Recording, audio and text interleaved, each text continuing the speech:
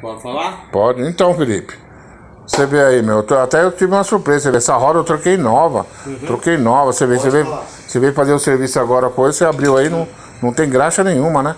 Como é que um rolamento pode rodar seco? Então, ó, essa parte aqui da roda, onde ela vai o caracolzinho do velocímetro, isso daqui tem que estar com uma graxinha, né, mano? Tem que pôr uma graxinha e outra. Eu tirei a capinha, essa capinha aqui que vai no rolamento. Essa capinha, ela protege o rolamento de entrar sujeira.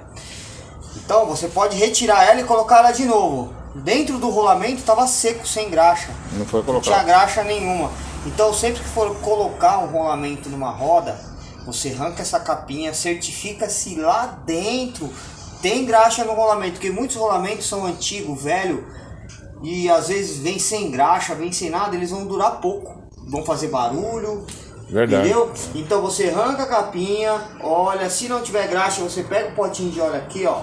Não tenha medo não, passa o dedo mesmo, enfia a graxa lá dentro, lubrifica direitinho, aí você vem aqui, põe as pecinhas que vão no caracolzinho, ó, tudo com graxa.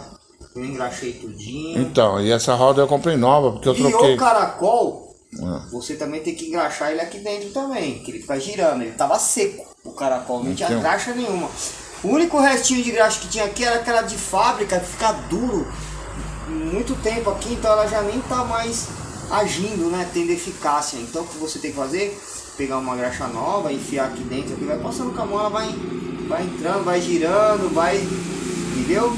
Para que depois você possa colocar aqui, como a roda vai girar, né, em alta velocidade, não ter desgaste, né? Porque sem graxa vai desgastar 2, 3 vezes mais rápido. E desse lado, né, que é o lado do disco, também, olha lá o rolamento que eu tirei, a capinha, ó, essa capinha vai aqui dentro. Então aqui dentro, onde tá as esferas, tava seco, sem graxa. É verdade. Você viu, né? Vi, oxe. Então eu coloquei graxa, agora eu vou colocar a capinha, ó, se liga aí.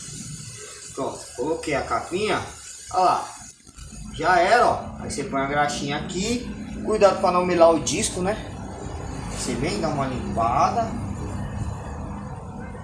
limpadinha para não cair no disco, né? Aí tem esse guarda-pozinho, você dá uma limpadinha nele também, ó. Colocou aqui, meu. Pronto, ó. É simples, mano, é. Então, passa pouco tempo e fica um Coisa negócio bom. simples, cara. Beleza? Então, você vê. É isso aí.